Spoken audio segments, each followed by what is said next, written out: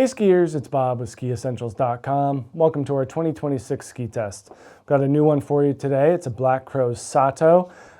This is one of those skis that was not on our radar coming into kind of midwinter when we started seeing new 2026 products come out.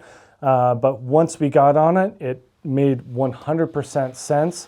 And really an interesting option for a variety of skiers looking for a solid and sturdy all-mountain ski with kind of very few limitations. It's pretty impressive what they've come up with for this Sato, especially since it doesn't have any metal and just kind of has a pretty traditional and unassuming build.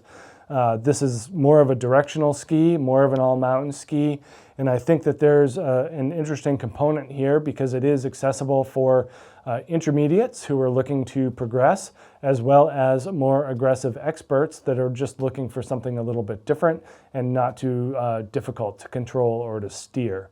You know, when you're entering an 88 millimeter market and you're putting out a ski without metal, yet it performs really well, that's asking a lot, especially out of a pretty simple wood core construction. I mean, we're just dealing with poplar and fiberglass here. There's not a whole lot of additives, so when you're putting it up against something really sophisticated like a Blizzard Anomaly 88 or something like that, it's really, it's interesting to see how they stack up given kind of the disparity in construction levels.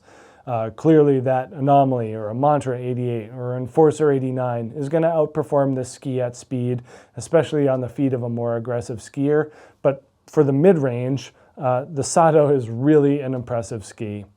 They do use full sidewalls all the way around the tip here, and then a little bit more of a bulky tail there. You know, we do have a tail protector. But yeah, really interesting how there's not a whole lot going on here, yet the performance and overall character of the ski is extremely surprising.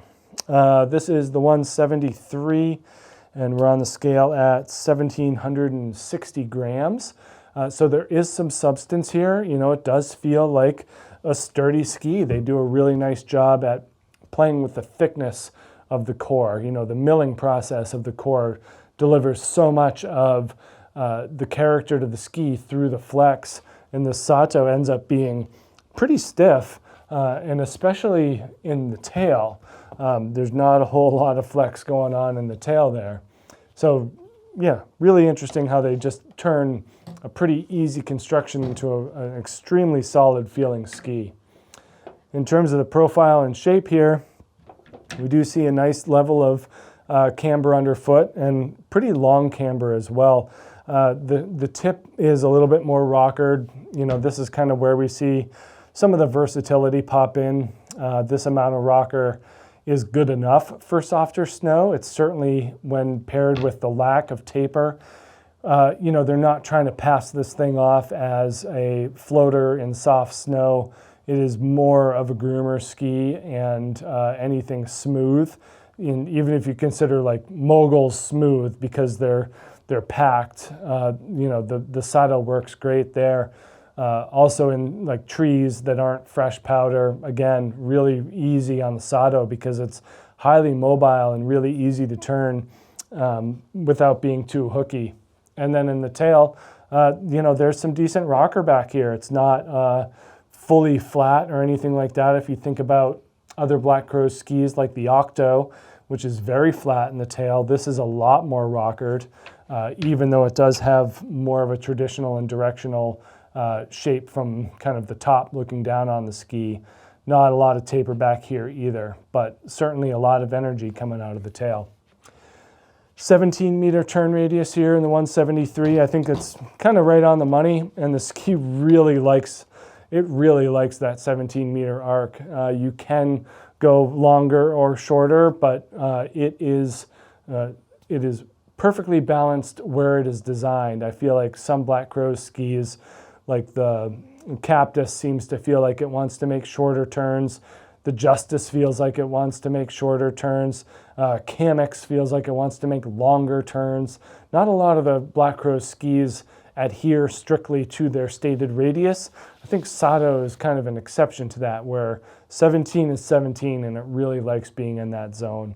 If anything, it's going to want to be a little bit shorter swing turns, nice and quick, good energy, but it's pretty stiff. So it's not as easy to get from one turn to the next.